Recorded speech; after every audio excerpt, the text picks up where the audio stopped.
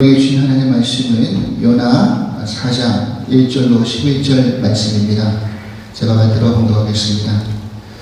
요나가 매우 싫어하고 성내며 여호와께 기도하여 이르되 여호와여 내가 고국에 있을 때 이러하겠다라고 말씀하지 아니하였나이까. 그러므로 내가 빨리 다시스로 도망하였사오니 주께서는 은혜로우시며 자비로우시며 노하기를 더디하시며 인애가 크시사 뜻을 돌이켜 재앙을 내리지 아니하시는 하나님이신 줄을 내가 알았음이니이다. 여호와여 원하건대 이제 내 생명을 거두어 가소서. 사는 것보다 죽는 것이 내게 나음이니이다 하니 여호와께서 이르시되 내가 성내는 것이 옳으냐 하시니라. 요나가 성읍에서 나가서 그 성읍 동쪽에 앉아 거기서 자기를 위하여 초막을 짓고 그 성읍에 무슨 일이 일어나는가를 보려고 그 그늘 아래에 앉았더라. 하나님 여호와께서 박넝쿨을 예비하사 요나를 가리게 하셨으니 이는 그의 머리를 위하여 그늘이 지게 하며 그의 괴로움을 면하게 하려 하심이었더라. 요나가 박넝쿨로 말미암아 크게 기뻐하였더니 하나님이 벌레를 예비하사 이튿날 새벽에 그 박넝쿨을 갉아먹게 하심에 시드니라. 해가 될 때 하나님이 뜨거운 동풍을 예비하셨고 해는 요나의 머리에 조임해 요나가 혼미하여 스스로 죽기를 구하여 이르되 사는 것보다 죽는 것이 내게 나으니이다 하니라. 하나님이 요나에게 이르시되 내가 이 박넝쿨로 말미암아 성내는 것이 어찌 옳으냐 하시니 그가 대답하되 내가 성내어 죽기까지 할지라도 옳으니이다 하니라. 여호와께서 이르시되 내가 수고도 아니하였고 재배도 아니하였고 하룻밤에 났다가 하룻밤에 말라버린 이 박넝쿨을 아꼈거든. 하물며 이 큰 성읍 니느웨에는 좌우를 분별하지 못하는 자가 12만 여 명이요 가축도 많이 있나니 내가 어찌 아끼지 아니하겠느냐 하시니라. 아멘. 할렐루야. 우리 이 시간 전후좌우에 계신 분들과 아름다운 미소를 띄우시면서 이렇게 함께 인사하실 수 있길 바랍니다. 지난주 우리가 나눴던 말씀 기억하시면서 우리끼리 인사하실 때 이렇게 인사하시죠. 시기하는 마음을 버리겠습니다. 인사하시죠. 시기하는 마음을 버리겠습니다. 시기하는 마음을 버리겠습니다. 네. 우리는 지금 계속해서 죽음에 이르는 죄 그 7가지 중에 그 하나씩 지금 살펴보는 가운데 있습니다. 오늘은 세 번째 시간으로 분노라는 그런 주제를 가지고 우리가 한번 생각해 보려고 합니다. 오늘도 여러분과 함께 말씀을 나누기에 앞서서 네덜란드 화가죠. 히에로니무스 보스가 그렸던 그 7대제와 4가지 종말이라는 그림. 첫 번째 그림이 뭐였냐면 보여주십시오. 교만이었죠. 수페르비아라는 교만이었습니다. 그 다음에 두 번째가 시기. 인비디아라는 시기였습니다. 그 다음에 오늘 세 번째 주제입니다. 분노, 이라라는 라틴어 분노라는 주제입니다. 저 그림을 조금 설명을 좀 드려보겠습니다. 지금 저 그림을 자세히 보면 지금 두 농부가 술에 취해서 뭔가의 분노에 휩싸여서 칼을 빼들고 서로 죽이려고 죽자고 이제 지금 싸우고 있는 장면입니다. 거기에 한 여인이 그 왼쪽에 있는 그 농부를 여러분의 보면 오른쪽이죠. 오른쪽으로 보면 오른쪽에 있는 농부를 한 여인이 지금 말리고 있습니다. 아마 저 주막에 있는 주인이지 않을까, 어떤 분들은 뭐 아내이지 않을까 이렇게 생각하는데 지금 말리고 있는 장면이고, 왼쪽에 있는 사람은 이미 한 대 얻어 맞았는가 이렇게 가구를 가지고 가리고 있고 이미 머리에는 이제 피가 나고 있는 그런 장면이 지금 그려져 있습니다. 그래서 분노가 가져다주는 그런 치명적인 결과가 무엇인가에 대한 상징적인 그림이 바로 저 그림이라는 것입니다. 분노는 불같이 사람들의 마음을 요동시키기 때문에 굉장히 치명적인 그런 무모한 결과를 낳기도 하다라는 겁니다. 여러분 살아오시면서 아마 감정을 주체하지 못할 정도로 분노를 일으켰던 경험을 해보신 적이 있으십니까? 여러분 아마 한두 번쯤은 다 그런 경험을 해보셨으리라고 생각이 듭니다. 이 분노라는 감정은 인간이 가질 수 있는 가장 자연스러운 감정 가운데 하나죠. 그래서 그 감정을 어떻게 표현해내느냐에 따라서 저 사람은 참 화가 많은 다혈질의 사람이구나, 아니면 어떤 사람은 참 참을성이 많은 그런 사람이구나, 이렇게 평가를 받는다라고 생각을 합니다. 제가 우리 교회 부임하기 전에 전에 있던 교회 부임할 때 전에 계셨던 그 담임 목사님이 제가 부임했을 때, 부임하기 전에 이제 인터뷰하는 시간을 갖잖아요. 연합감리교회는. 그때 그 목사님이 계셨어요.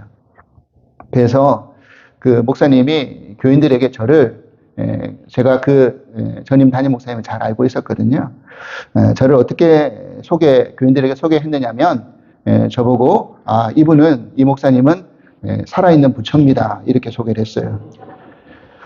그래서 목사인 사람이 작은 예수도 아니고 부처라고 소개하는 것이 진짜 맞는 말인가, 제가 적절한 표현인가, 그 이야기를 들으면서 조금 그랬는데, 아마 목사님께서는 저를 잘 아시니까 좀 유머스러운 과장법으로 이렇게 말씀을 하신 것이죠.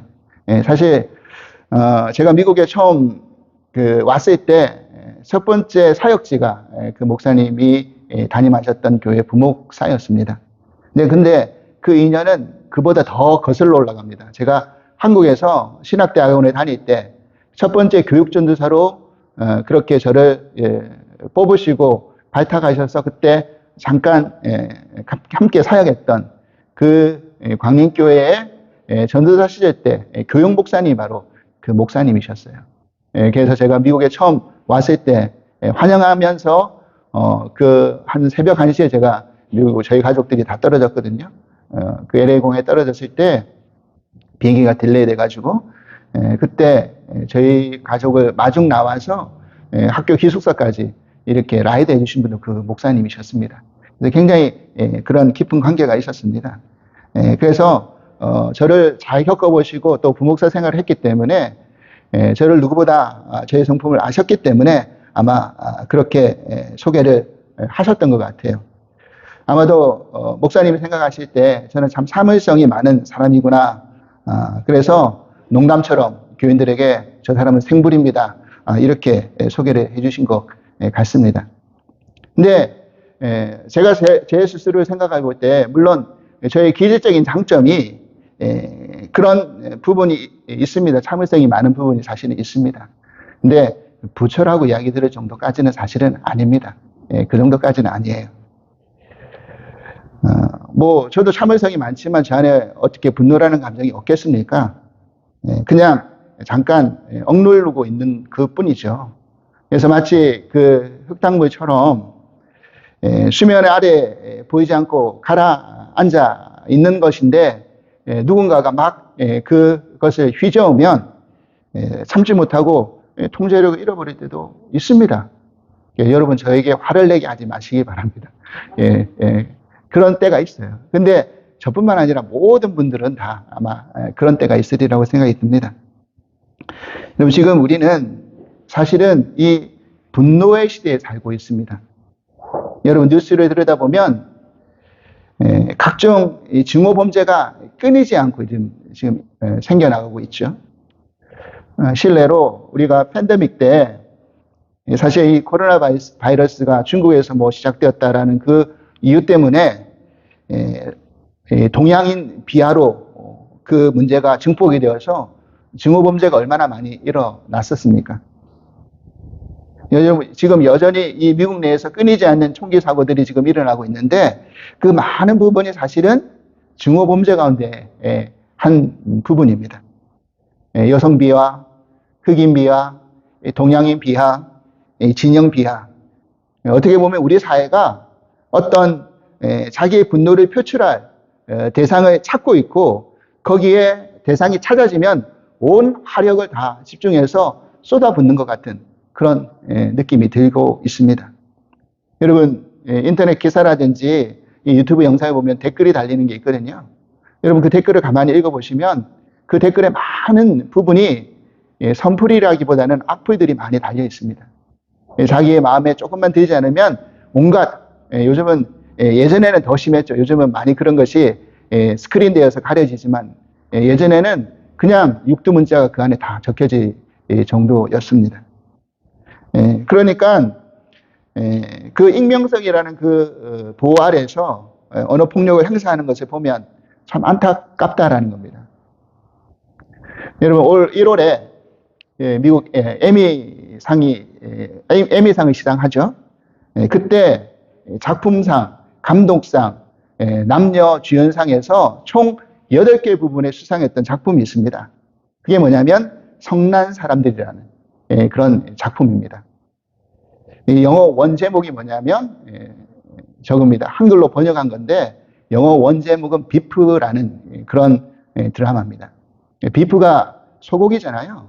근데 저는 비프가 소고기 뜻만 있는 줄 알았더니만 불평하다, 원망하다 이런 뜻이 또 있더라고요. 비프 안에. 그래서 이 작품을 만든 감독이 한국인 감독입니다. 이성진이라는 한국인 감독인데 이 드라마에서 나무주연상을 받은 저 스티븐 연이라는 저 배우는 한국인 1.5세 배우입니다. 제가 이 작품을 주목했던 이유는 이 성난 사람들이라는 드라마 제목도 제목이었지만 그 내용이 이민자, 한인 1.5세대들과 그리고 비주류 아시아계 이민자들의 그런 어떤 삶의 내용을 다루고 있기 때문이었습니다. 그 드라마 내용을 보면 그 안에 오렌지 카운티도 등장을 하고요. 그리고 2세 한인교회도 등장하고요. 그리고 또 그 안에서 여러 그런 우리 사실은 먼 이야기가 아니라 바로 가까운 우리 자녀들의 이야기, 우리들의 이민자의 이야기가 될 수 있기 때문에 저 드라마를 유심히 봤습니다. 또 에미상을 수상하기도 했고요. 그래서 사실 이 드라마의 시작은 이 별 볼 일 없는 그런 집수리 하면서 근근히 이제 생계를 연명해 나가는 저 남자 주인공이 여자 주인공은 이제 사업가로 굉장히 성공을 했지만 여전히 시어머니하고 남편 때문에 스트레스를 많이 받아서 늘 우울함을 해결할 수 없는 그런 나날을 보내고 있는 그 여자 주인공이 우연히 쇼핑몰에서 차를 빼다가 서로 이렇게 좀 다툼이 일어납니다. 근데 거기서 끝나지 않고 거기에서 이제 문제가 더 확산이 되어가지고 보복 운전을 막 해나가는 것이죠. 거기서 이제 문제가 생겨서 점점점 그게 발단이 되어가지고 보복이 보복을, 분노가 분노를, 그래서 큰 사건으로 그 삶을 송두리째 이렇게 흔들어버리는 큰 사건이 일어나는 그런 내용이었습니다. 그래서 그걸 보면서 한인 1.5세의 우리 자녀들이 겪는 아픔이라는 것, 또 정말 그 소외감과 편견과 외로움이라는 것이 어떤 것인가를 잘 이해할 수가 있었습니다. 여러분들도 한번 기회가 되시면 꼭 보시라고 추천을 드리고 싶습니다. 왜냐하면 우리 자녀들의 이야기니까, 우리들의 이야기이기도 하고요. 그래서 이 분노라는 것을 우리가 이야기할 때 어떤 분들은 아니 그러면 무조건 화내지 말고 참는 것만이 미덕인 건가요? 이렇게 질문해 하시는 분들이 계십니다. 여러분 물론 그렇지 않습니다. 여러분 의분이라고 들어보셨죠? 의분. 의로운 분노라는 것이 있습니다. 악하고 공정하지 못하는 그 일을 개선하기 위해서 분노하고 또 지적하는 것은 사실은 분명히 필요합니다. 여러분 성경에서도 시내산에서 십계명 돌판을 받고 내려왔던 모세가 그 땅의 백성들이 금송아지 우상을 만들어서 춤추며 절하는 장면을 보고 화가 치밀어서 모세가 어떻게 합니까? 하나님의 말씀에 새겨진 그 십계명 돌판을 던져서 깨버리지 않습니까? 다윗도 블레셋의 골리앗이 하나님의 군대인 이스라엘을 능멸할 때 분연이 일어나서 분노하면서 일어나서 하나님의 이름으로 그 골리앗을 죽입니다. 심지어 예수님께서도 하나님의 집을 자신의 탐욕을 채우기 위해서 장사치의 소굴로 만들어버린 그 제사장과 그 레위인들을 보고 채찍을 들어서 양과 소들을 쫓아내고 돈 바꾸는 자들의 그 상을 엎어 버리셨습니다. 예수님도 화를 내셨어요. 여러분, 하나님도 행악자들을 미워하시고 배교하고 강대국을 의지하고 우상을 섬기는 이스라엘을 보고 분노하셨던 여러 장면들이 성경 곳곳에 등장을 합니다. 이 의로운 분노가 분명히 있다라는 겁니다. 근데 중요한 것은 인간이 분노를 할 때 치명적인 문제는 그 화가 의로운 것이든 의롭지 않은 것이든 좀처럼 통제하기가 쉽지 않다는데 문제가 있다는 겁니다. 통제하기가 쉽지 않아요. 분이 일어나면. 여러분 그렇지 않습니까? 신명기 19장 21절 말씀 보십시오.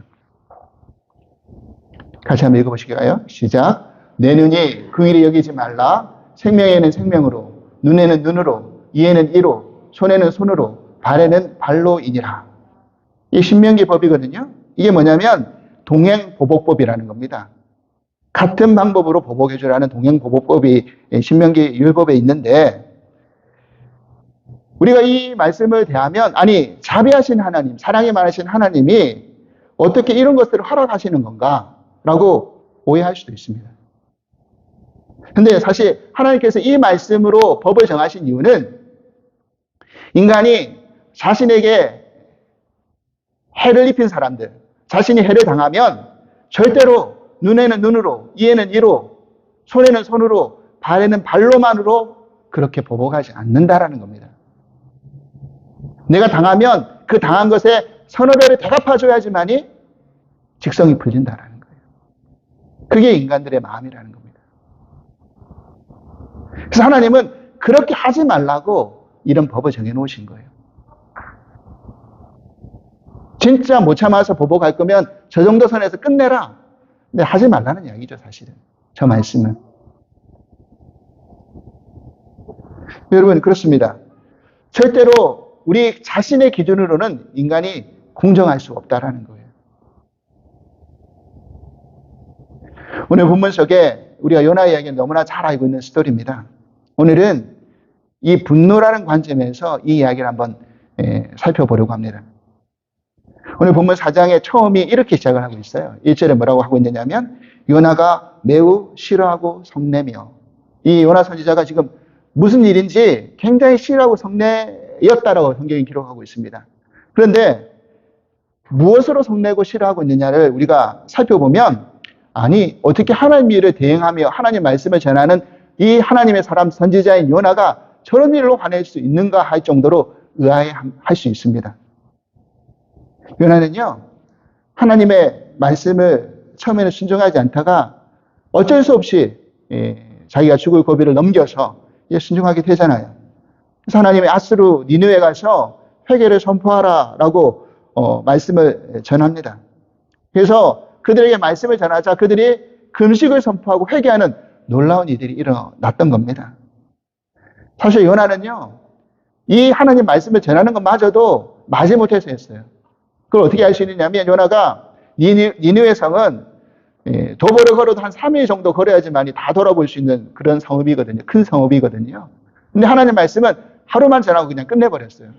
그 말인즉슨 대충 전하고 나 하나님 전했죠. 말씀 내가 하나님 전하라는 말씀 내가 했습니다라고 끝나고 돌아왔던 겁니다. 근데 그렇게 대충 전했는데도 니느웨 사람들이 회개가 일어나는 거예요. 금식을 선포하는 거예요. 요나는 저들이 내가 이런 전하는 말씀을 듣고도 회개하지 않고 하나님 말씀 듣지 않고 하나님 심판이 임해야 된다라는 그런 마음이 강했던 것 같았습니다. 오히려 반대가 되었죠. 그러니까 지금 매우 싫어하고 성내었다라고 그렇게 이야기를 하고 있는 겁니다. 하나님이 이런 요나를 보고 네가 속내는 것이 어떻게 옳은 것인가 라고 그렇게 물어보시는 겁니다. 요나는 더 나아가죠. 이 속내는 것을 끝내지 않고요. 차라리 사는 것보다 죽는 것이 나으니 자신의 생명을 거둬달라고 이렇게까지 자기의 분을 삭히지 못하는 모습을 보입니다. 그래서 본문 2절 후반부에 이런 표현이 등장하잖아요. 2절 봐주십시오. 저 노란색으로 제가 표시했는데 보시면 이렇죠. 주께서는 은혜로우시며 자비로우시며 노하기를 더디하시며 이내가 크시사 뜻을 돌이켜 재앙을 내리지 아니하시는 하나님이신 줄을 내가 알았음이니이다. 언제 알았던 거예요? 물고기 뱃속에서 죽을 고비에서 다시 살아났을 때 하나님이 저런 하나님이십니다를 요나가 이제 알았다라고 고백하고 있는 거잖아요. 그러면 이런 하나님의 성품을 지금 고백하고 있는 것인데 이 하나님의 성품이 자신에게 적용되면 은혜고 감사이지만 남에게 적용되면 싫고 화가 나는 겁니다. 저 사람 왜 용서해 줘야 돼요? 저 사람 죽어 마땅한 사람인데 심판받아 마땅한 사람인데 나에게는 은혜고 감사하지만 남에게는 아니라는 거죠. 여러분 그래서 이런 모습을 우스개 사자성어로 뭐라고 이야기하는 겁니까? 내로남불이라고 들어보셨죠? 나에게만 유리하게 적용하고 남에게는 엄격하게 대하는 거죠. 하나님은 그런 요나에게 너가 화내는 것이 정말 옳은 것이냐라고 물어봅니다. 근데 지금 요나는 자신이 정의로운 것이라고 믿고 있었던 것에서 그 정의가 실현되어 마땅히 처벌받아야 할 대상들이 용서받는 것이 너무너무 싫은 거예요. 저들은 죽어야 됩니다. 우리 민족에게 어떤 해를 가했고 우리들에게 어떤 잘못을 범한 사람들인데. 여러분 그렇기 때문에 인간의 분노가 자기들의 기준으로 의분이라고 하는 그 말하는 것이 하나님 보실 때 의분이 아닐 때가 많다라는 겁니다. 오늘 요나가 본문에서 또 다른 부분에서 성내는 것이 등장하죠. 그게 바로 뭐냐면 뜨거운 광야의 태양빛을 가려주고 있던 그 시원한 박넝쿨이 하룻밤 아침에 하나님께서 예비하신 벌레가 다 먹고 사라지자 차라리 죽는 것이 낫다라고 화를 내고 있습니다. 그러니까 하나님이 요나에게 뭐라고 대답하십니까? 물어보십니까? 그리고 요나가 어떻게 대답합니까? 9절 말씀입니다. 한번 읽어보실까요? 시작. 하나님이 요나에게 이르시되 내가 이 박넝쿨로 말미암아 성내는 것이 어찌 옳으냐 하시니 그가 대답하되 내가 성내어 죽기까지 할지라도 옳으니이다 하니라.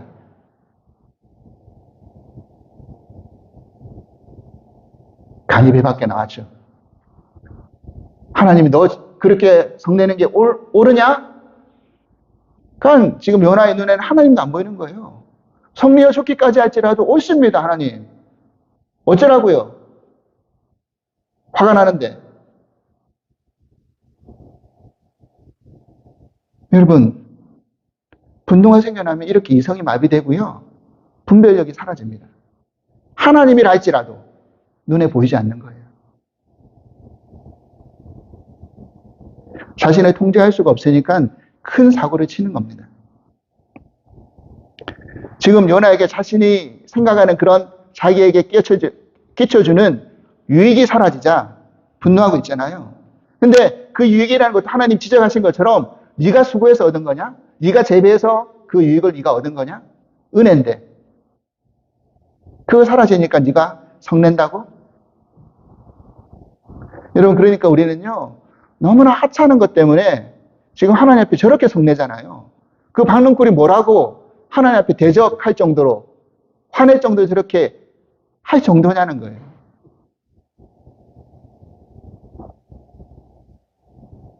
우리가 운전해 보시는 분들은 잘 아시겠지만 차가 밀리고 있는데 누군가가 나는 한참 기다려서 순서를 이제 기다리면서 가고 있는데 누군가가 중간에 확 끼어들으면 어떻게 됩니까? 짜증이 나고 화가 나잖아요. 내가 기다린 시간이 어떤 건데 저 사람은 내 시간을 빼앗았다. 이러면서. 막 화가 나죠. 클락션을 막 울리죠. 빵빵. 이 성난 사람의 드라마의 그 시작도 뭐 다른 환경이었지만 그 주차장에서 서로 빼다가 부딪힐 뻔하니까 화가 나가지고 클락션 울리고 욕하고 이러면서 시작되는 거거든요. 여러분, 너무 하찮은 것인데 우리는 그 하찮은 것 때문에 그 출발의 감정을 소모할 때가 많이 있다라는 겁니다. 그렇다면 우리는 이 분노를 어떻게 통제하고 다스려 나갈 수 있을까요? 우리가 먼저 생각해야 될 중요한 포인트는 뭐냐면 분노는요, 흑암이 우리를 무너뜨리기 위해서 가장 잘 사용하는 소재라는 것을 우리는 알아야 된다는 겁니다.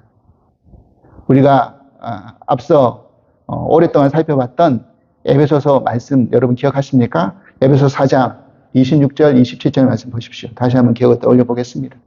같이 읽어보실까요? 시작. 분을 내어도 죄를 짓지 말며 해가 지도록 분을 품지 말고 마귀에게 틈을 주지 말라. 여러분, 분을 내어도 죄를 짓지 말고 해가 지도록 계속해서 분을 가지고 있지 말라는 거잖아요. 해가 지면 끝내버리라는 거잖아요. 안 그러면 어떻게 된다고요? 마귀에게 틈을 줘가지고 그걸 계속 부풀리고 확장시키는 게 마귀의 역할이라는 겁니다. 그 분을 곱씹으면 곱씹을수록 어떻게 하면 갚아줄까? 어떻게 하면 내가 이 분을 이기지 못하고 대갚아줘야 되지? 자기에게만 해가 되는 겁니다. 여러분, 창세기 4장에 보면 가인과 아벨이 등장할 때 가인이요, 자신이 하나님 앞에 드린 재물을 하나님이 안 받아주는 겁니다. 근데 동생의 재물은 받아주잖아요. 여기에 화가 치밀었습니다. 그런 가인을 보며 안색이 변했거든요. 하나님이 뭐라고 말씀하셨습니까? 창세기 4장 7절 말씀입니다. 내가 선을 행하면 어찌 낯을 들지 못하겠느냐? 선을 행하지 아니하면 죄가 문에 엎드려 있느니라. 죄가 너를 원하나 너는 죄를 다스릴지니라. 이랬어요. 여러분, 하나님이 가인의 재물을 받지 않으신 이유는 단순히 어떤 재물의 종류의 차별을 두시어서 재물을 받지 않으신 것이 아니라 우리가 성경부에서 이미 이 주제를 가지고 말씀을 나누었지만 히브리서 기자는 뭐라고 이야기했습니까? 가인이 믿음으로 드린 재물이 아니기 때문에 하나님이 안 받으셨다라고 그렇게 말씀하고 있습니다.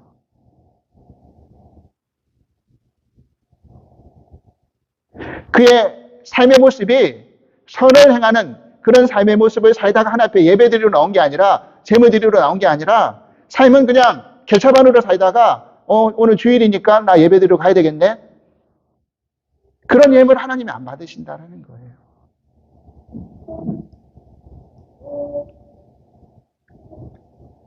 근데 자신의 삶은 돌아보지 않고 왜 하나님 차별하십니까? 왜 동생 아벨의 재물만 받으시는 거예요? 분노하면서 어떻게 합니까? 저 동생 죽여야 되겠다. 저 꼴 보기 싫은 놈 죽여야 되겠다. 저 놈만 사라지면 하나님 내 재물 받아주시는 거 아닌가? 그래서 이 분노가 어디까지 나아간 겁니까? 살인에까지 나아간 거잖아요. 여러분, 그래서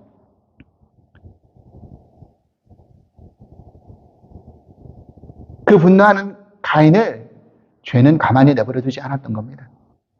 저 표현처럼 마귀가 문 앞에 엎드려 있으면서 죄를 범할 틈을 노리고 분노한 이에게 그 기회를 계속해서 제공해 주는 겁니다. 살인까지 나아가는 거죠. 여러분, 그렇기 때문에 우리가 분노할 때 누가 제일 기뻐하겠습니까? 마귀가 제일 기뻐하는 거예요. 그래, 잘했다. 더 화내. 괜찮아. 분노해도 돼. 화낼만 해.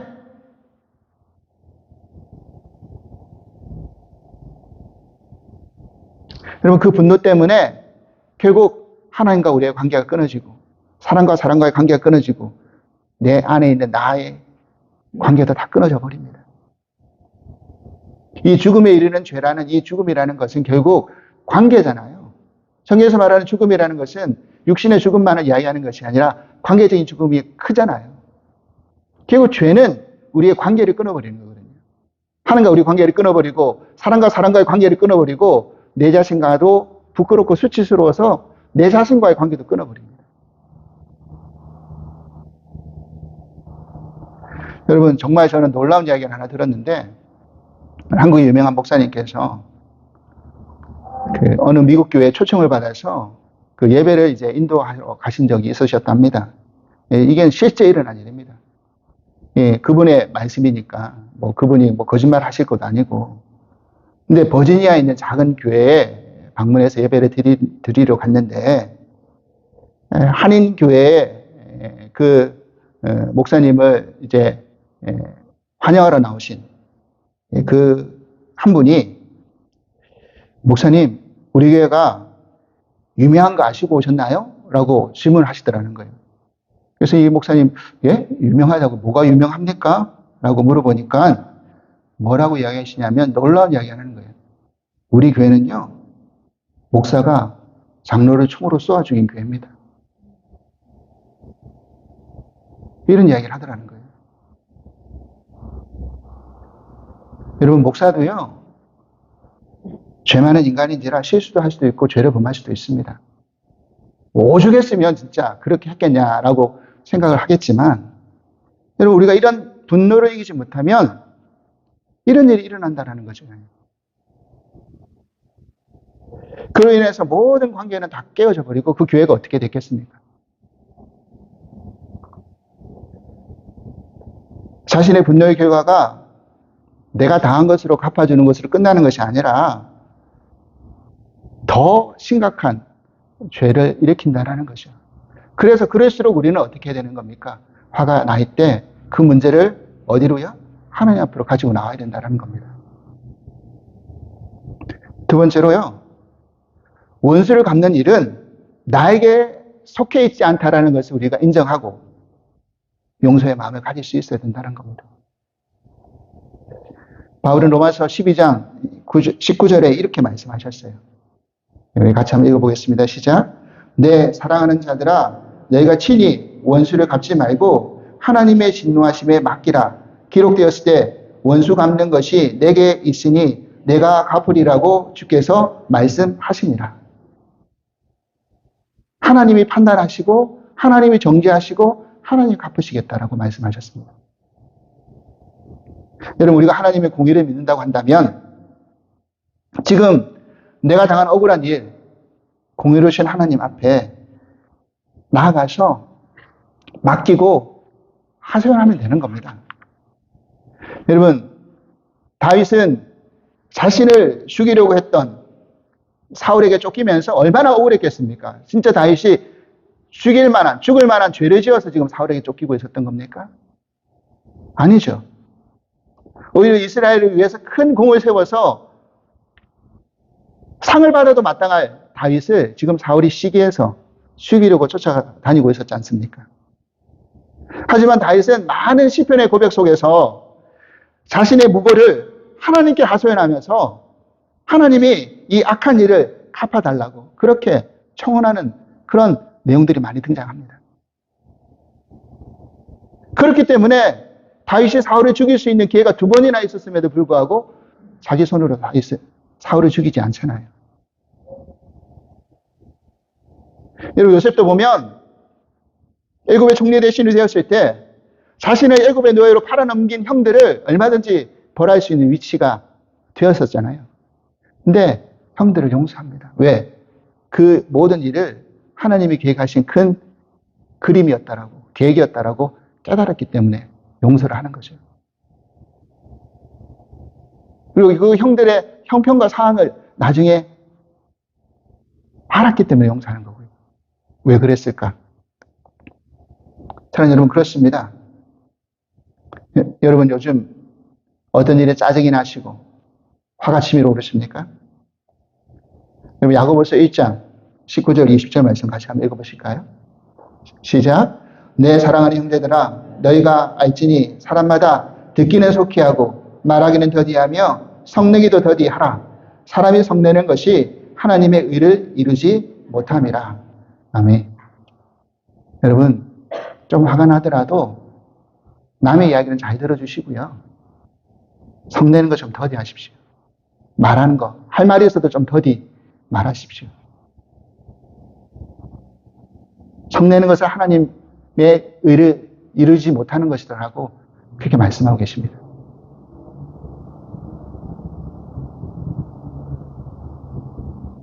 앞서 제가 소개시켜드렸던 이 성난 사람들이라는 드라마, 그렇게 분노를 유발하면서 서로 죽이듯이 싸웠던 남녀 주인공들이 마지막에 이르러서는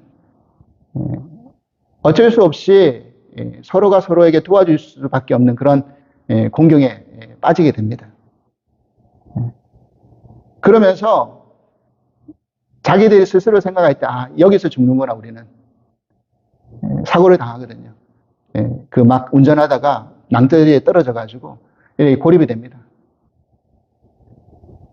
그러면서 이제 솔직한 자기들의 삶의 이야기를 서로 대화로 나눕니다. 그러면서 그 가운데 서로에 대해서 이해하고 공감하고 위로해주는 장면이 등장합니다. 그리고 마지막 장면에 이 남녀 주인공들이 서로 이제 침상에 있을 때 포옹해주는 장면으로 그 드라마의 마지막 이제 엔딩 크레딧에 올라갑니다. 이 장면이 우리에게 사실은 희망을 주는 장면이었습니다. 그게 뭐냐면 엠파티거든요. 그러니까 그 접두사 em이 into 안으로라는 그런 의미가 있잖아요. 파티는 불쌍하다라는 그런 의미가 있고요. 그러니까 이 공감이라는 이 엠파티라는 이 단어가 상대방의 불쌍함을 어디로? 내 안으로 가지고 들어오는 거죠. 그럴 때 공감할 수 있다는 거잖아요. 남을 나처럼 생각하면서 아, 저 사람도 나처럼 참 힘든 삶을 살고 있는 참 안쓰러운 존재구나. 이런 것을 깨달았을 때 포용해 줄 수 있다는 겁니다.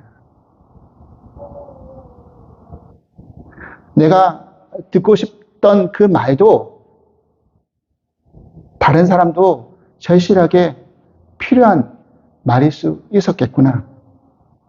그거를 서로 알고 이야기해 주면서 서로 포용해 주는 거거든요. 이 두 사람이 마지막 이제 죽는구나 하면서 서로 마지막 대화 속에서 뭐라고 이야기했는지를 대사를 한번 따봤습니다. 이렇게 이야기합니다. 그 다음 구절 보십시오. 이렇게 마지막 죽음을 앞둔다고 생각하면서 이렇게 이야기합니다. You're poor thing. 너 너무 가엾다. 이제 척하지 않아도 돼. 그동안 얼마나 힘들었니? 정말 고생 많았다. 괜찮은 척 하지 않아도 된다. 상대방이 이렇게 해야죠. 부끄러워하지 않아도 돼. It's okay.